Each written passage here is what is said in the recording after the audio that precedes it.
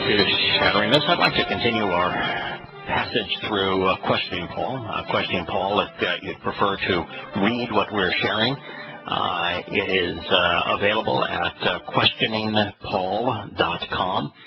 If you just Google Questioning Paul, you'll be brought right to the site. By the way, some good news. The website Yahowah.com is back up, and it's back up in its original format, which was written or presented in HTML, as opposed to using the scribed process that we used for a couple of years. Now that it's on backup and in HTML, we have the advantage of the fact that those who like to read on their iPads and their iPhones now have the capacity to do so. Also, as a news item, all of the books, the various volumes of the Introduction to God, the various volumes of Yahowah, and hopefully even Prophet of Doom, In the Company of Good and Evil, the first book I wrote, Tea with Terrorists.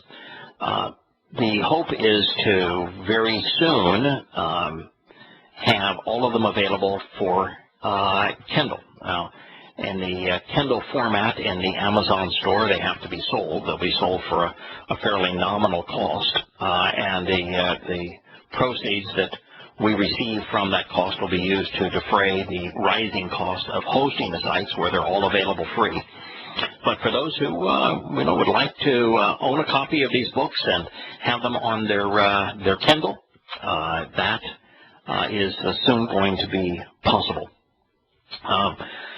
Also, by way of just update before we return to questioning Paul, at this moment, two of the websites are operational. Introduction to God is back up completely. Not Introduction. Yahowah.com is up completely. That's the first book I wrote. It's on scriptural on Yahweh's prophecy. It begins with the creation account and presenting the creation account from a scientific perspective. It then goes into the science behind the flood, and from there presents the covenant and everything associated with the covenant. It's a very compelling and interesting initial volume. It's strongly recommended. If you want to know who Yahowah is, and if you want absolute proof that He exists, and how you can get to know Him, Volume 1 of Yahowah.com, Y-A-D-A, which means to know. Yah is short for Yahowah. YAH.com is a powerful read.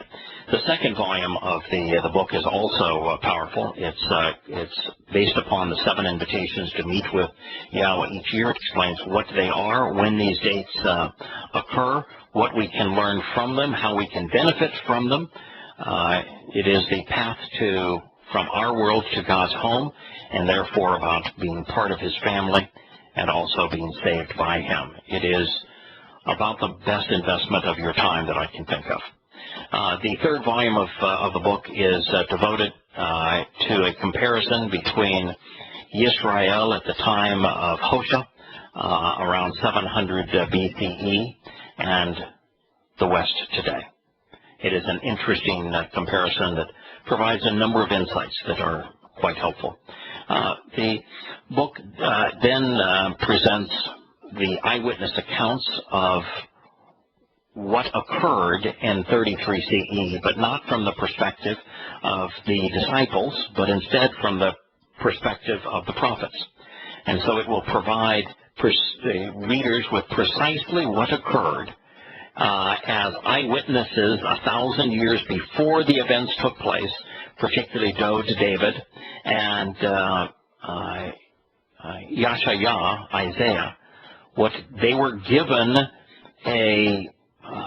the opportunity to witness exactly what occurred during the fulfillment of Pesach, Matzah, Bakurim, and Shavuot in 33 CE, 700 to 1,000 years before these events occurred.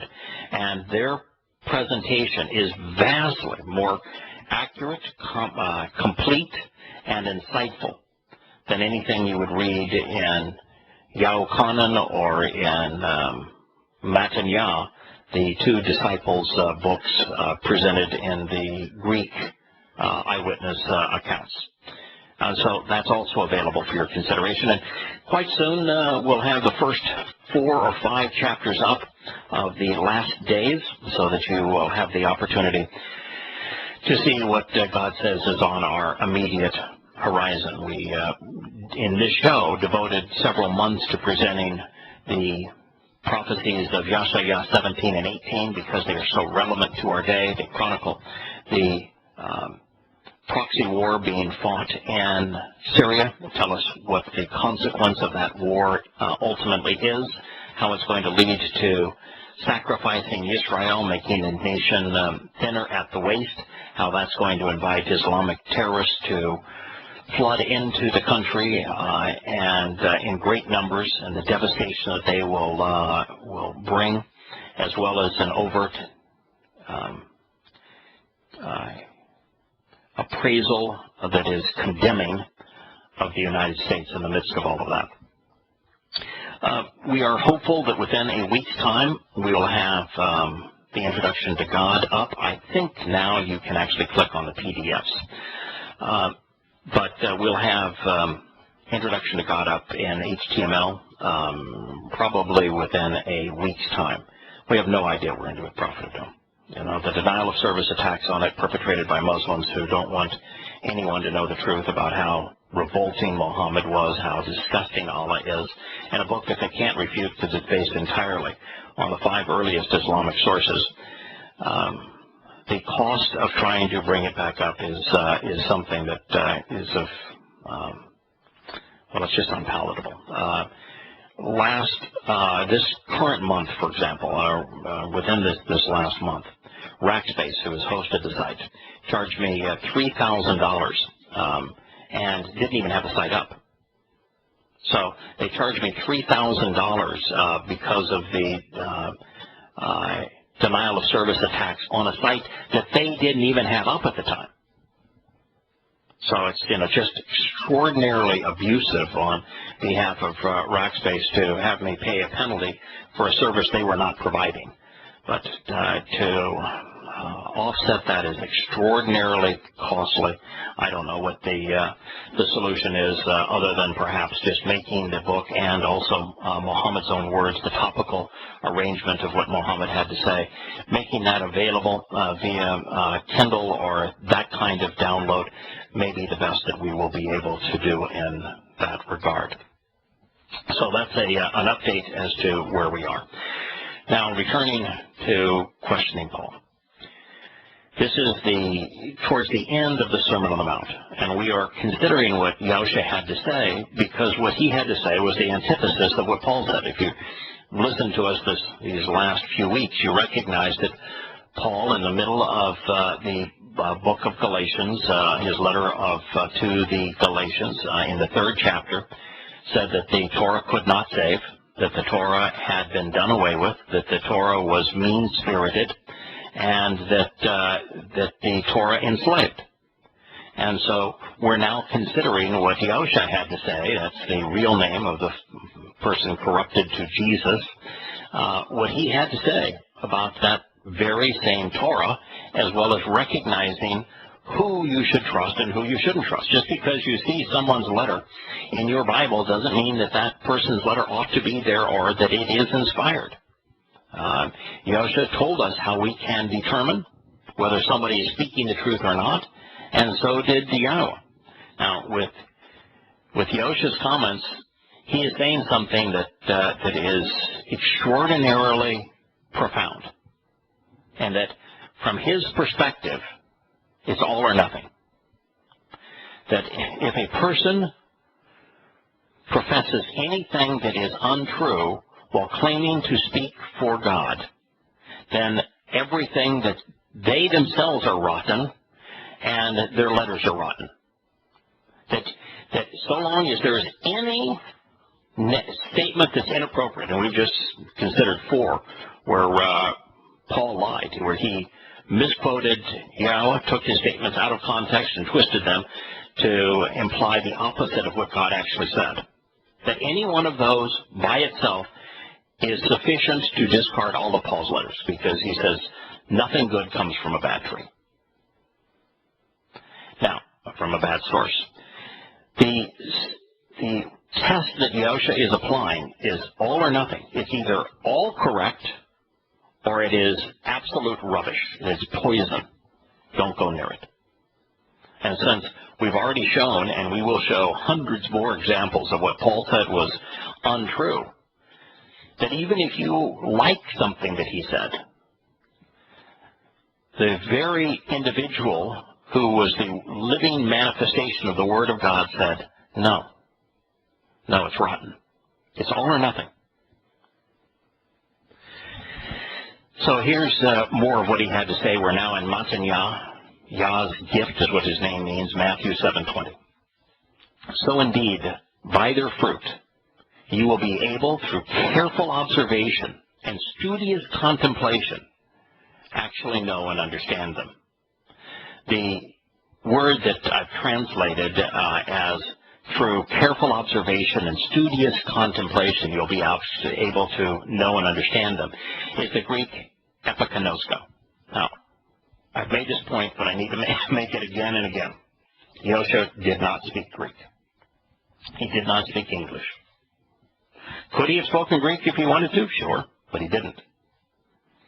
He spoke Hebrew and perhaps some Aramaic. I suspect that almost everything he said in Hebrew. In fact, based upon who he was talking to, the language spoken by those he was talking to, and the statements that he was citing from the Torah, prophets, and Psalms, and who he is, I suspect that about 99% of what he said was in Hebrew, not in Aramaic. Maybe 1% was in Aramaic. When he was speaking to the religious establishment, to the political establishment, when he was confronting them and demeaning them and criticizing them and besmirching their reputations, he well could have been speaking in Aramaic because that was the language that they preferred. Although most of them would have known Hebrew, and there's no reason that he could not have spoken Hebrew even then. But the common language of the common people, which is who Yahowah spoke to the most often, including the Sermon on the Mount, was absolutely in Hebrew. I'll be back in a moment. So recognizing that Yahowah absolutely did not speak Hebrew, absolutely did not speak English, and was absolutely speaking Hebrew, and absolutely was not speaking Greek or English at this time. Recognizing that, then you can't make too big a deal out of epikonosko. Although, my whole mindset is to analyze the words and to amplify them, and so, I'm going to make an attempt at it, but understand my case here is extraordinarily weak, because in this particular case, Yahowah is likely to have used bien. Now, there's a possibility he used yada. I can't tell you which one he would have used, but he used one of the two. He says, so then indeed, by their fruit, then it would have been either bien or yada. Now, the difference between bien and yada is bien, you have to begin with yada in Hebrew. You have to begin with yada even once you understand what the concept is in English. To yada is to know. To yada is to recognize. To yada is to acknowledge. It's personal information. It's relational information. It's making connections through information. It's not just knowing that Yahowah is the Father of the covenant. It's not just knowing that he has invited us to meet with him 7 times a year. It's not just knowing what the terms and conditions are of the covenant. It's not just knowing what those 7 invitations each represent and how we can best observe them.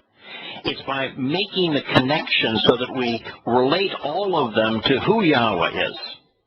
what he wants, what he's offering, what he expects. So it's relational knowledge. It's taking knowledge and making the necessary connections, and beyond that, acknowledging it as valid. You know, when you acknowledge information, you know, I acknowledge my relationship with my wife. You know, I will commit to that relationship. I will acknowledge our relationship. I will profess I am her husband. You know, I love my wife. That kind of acknowledgement goes beyond just simply knowing. And that's what yada represents. So it's a very powerful term. Don't get me wrong. It's an extremely powerful term. That's why I called the first series of books that I wrote called Yada Yah. To know Yahowah, to acknowledge Yahowah, to relate to Yahowah. Yada Yah. Now, bien is related to yada. You can't be in without yada. Unless you know the information and know the individual that is offering this information, you don't have a prayer of understanding it. But that's what bien means. It means to understand by making connections. Bien can be translated one of two ways in Hebrew, either as between and designating a connection between things, or as understanding. And that is because the method to understanding is making connections between things. You can know a lot of things and not understand anything. It happens in scholarship a lot. Journalists who write know a lot of things, but they don't seem to understand the subject they're writing about. Professors teach a lot of things, but they don't understand the world in which we live. Now, to understand, you have to be able to exercise good judgment. You have to be willing not only to study the information, but make the necessary connections and to be discerning. Political correctness is a poison to understanding. You can know lots of things in political correctness, but you can't make the necessary connection. That's why those who are politically correct will drive around with a bumper sticker that says coexist, comprised of a group of political and religious symbols that cannot coexist, that are diametrically opposed to one another. And so it just means that they know that those are the symbols, but they haven't the capacity to transition from knowing to understanding. So he could have used the bien here. And if he used bien, then it would be similar to epikonosko. Now, in Greek, so that you know, there are three different levels of knowledge. The first is that, okay, I'm aware of this. The second is, I know this because I've done some thinking about it, and I've done some research. And the last, epikonosko, is the strongest form of knowing. And it means I have investigated the evidence, I've thought about it, I've made the necessary connections, and I'm here to tell you, I understand this. That's the term that's used here. So the term epikonosko speaks of that which can be known for certain based upon a close examination and careful evaluation of the available evidence. This concept is being presented as the antithesis of, and thus as an alternative to, faith. So while I can't make a big deal about the word epikonosko, because Yahusha would have either said yada or bien in this particular case, if I'm going to evaluate the evidence that's in the Christian New Testament, then it's absolutely fair to hold epikonosko against Paul's love for pistis, which pistis used to be the Greek word for trust and rely, but Paul's usage of it is wholly disassociated with the information and understanding required to either trust or to rely. And so it is correctly rendered faith in English Bibles. Faith is the antithesis of knowing for certain.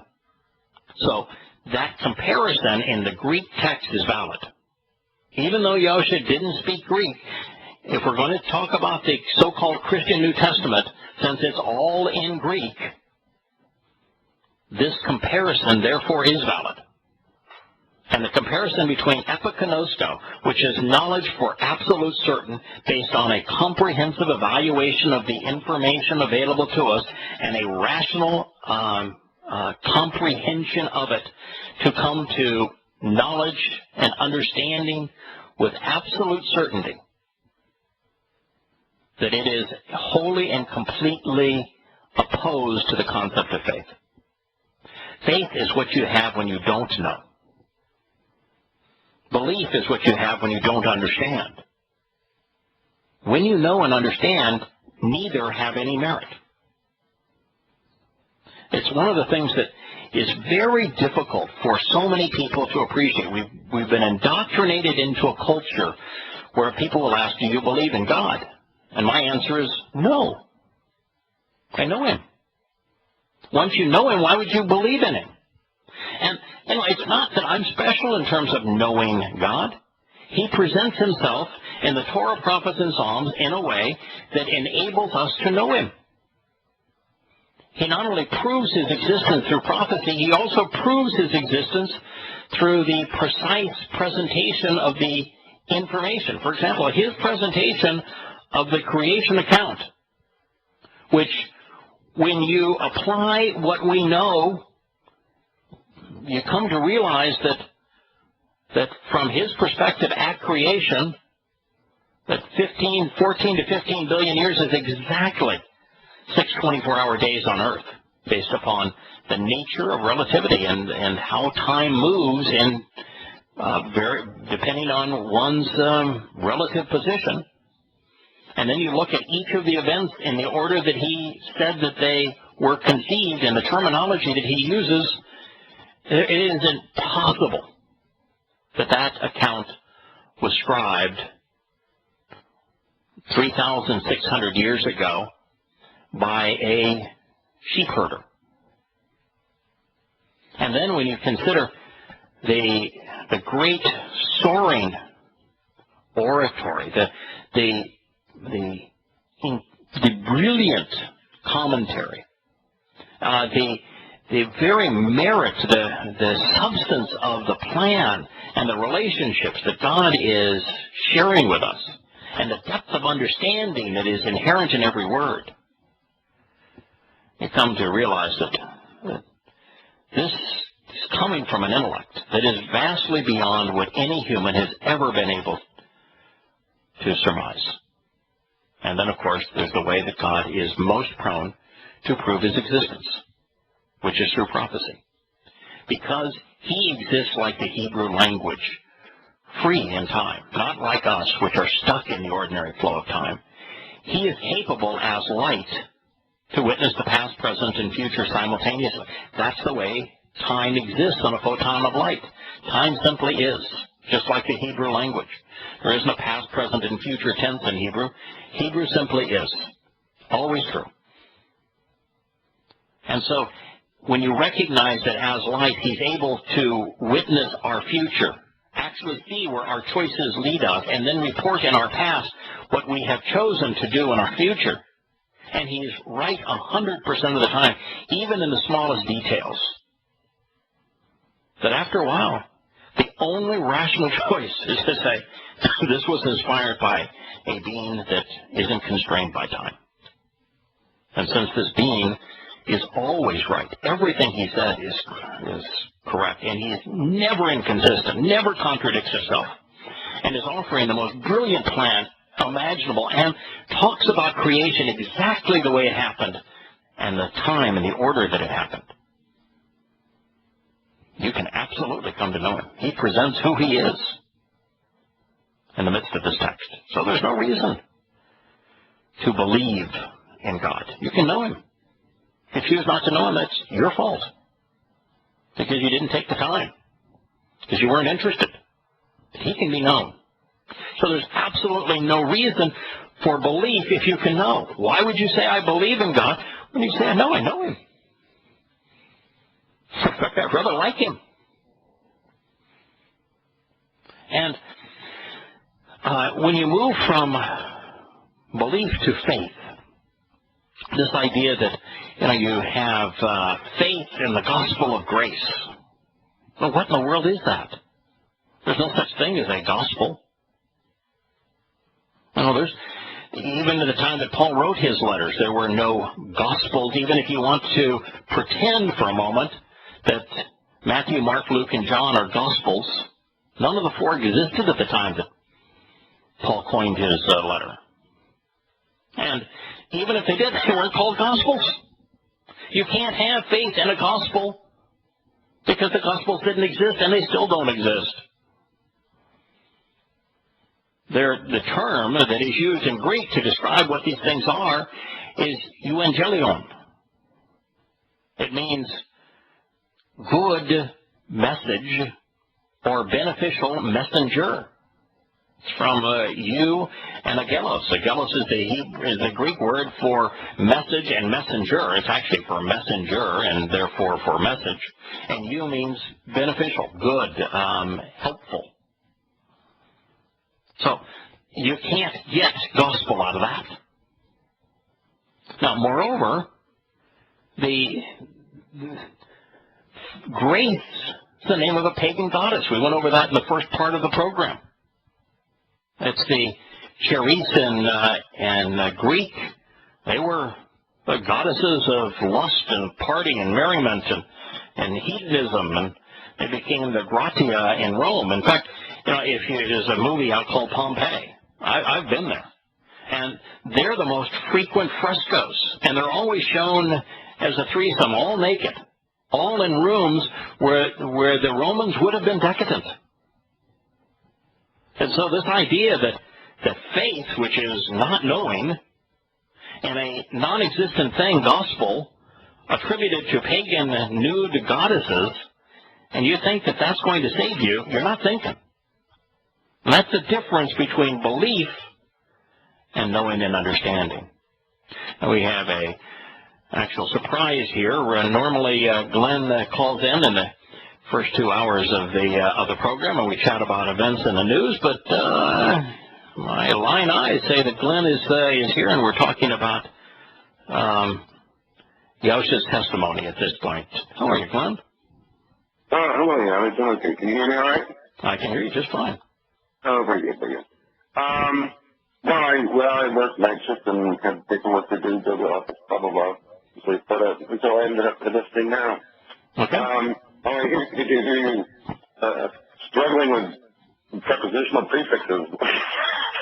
I rather doubt there is going to be, I understand exactly what you're saying. I'm not sure you're going to get the average listener to grasp to understand or grok or get the nuances you're trying to convey. And it's funny. I mean, I'm not sure which Hebrew word he actually would have used when he was saying about your Bruce, so you know them. But epigenosis is not too bad.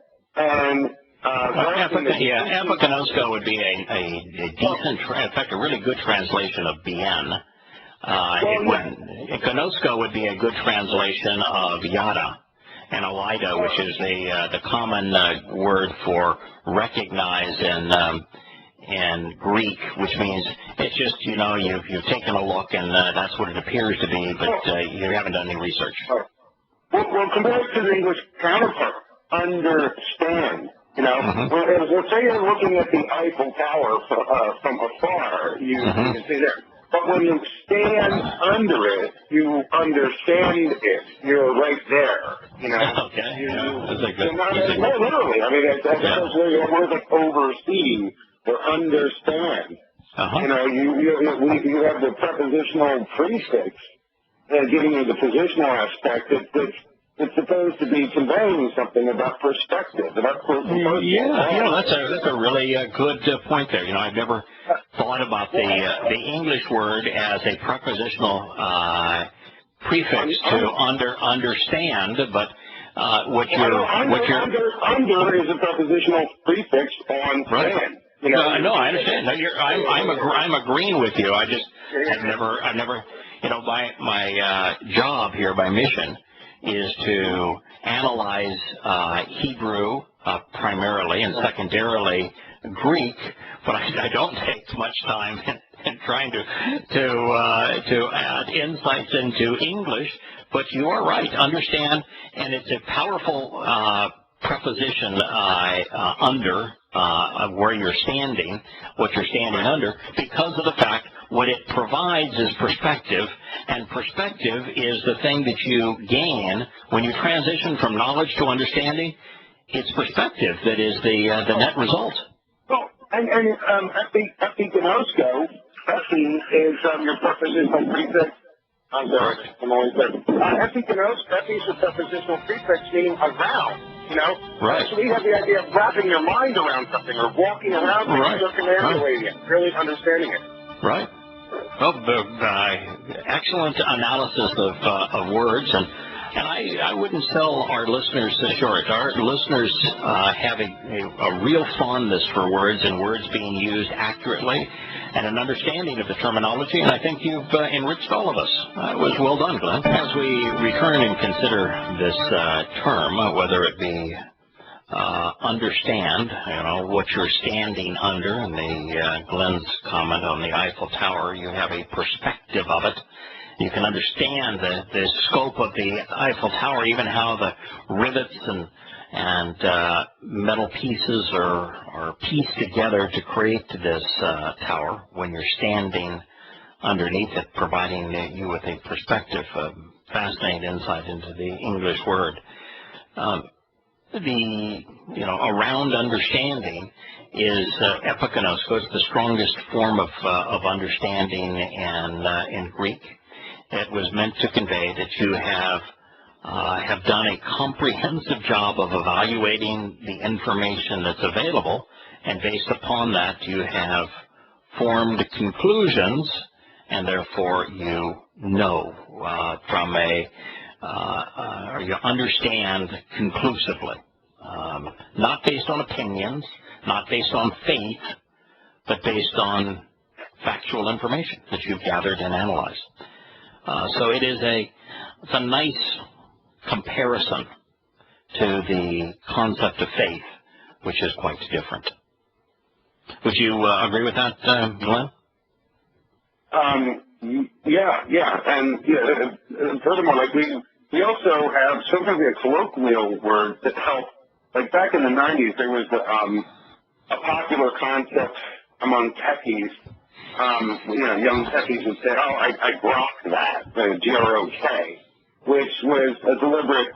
It meant to say that you get it, that you really get it, that you get it at this raw level, fully comprehend it. Right. You'll have humans,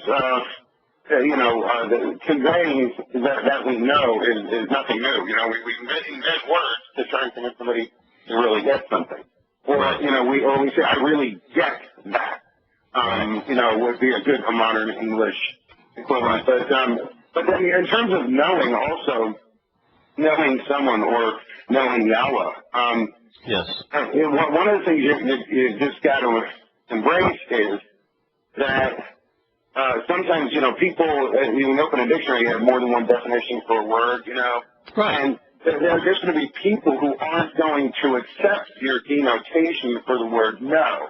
In other words, when you say you know Yahowah via his Torah, okay, an atheist is going to say, "No, you don't," because he's not flesh and blood, he's not here, there's no, in other words, like, you can convey the idea, and people will variously accept or reject the notion that you do know. Well, you say you know, but you don't really know. But I would argue with that proposition, by saying that, for example, there's a chiseled piece of Santa Barbara sandstone that is comprising a wall that's at the end of my garden here.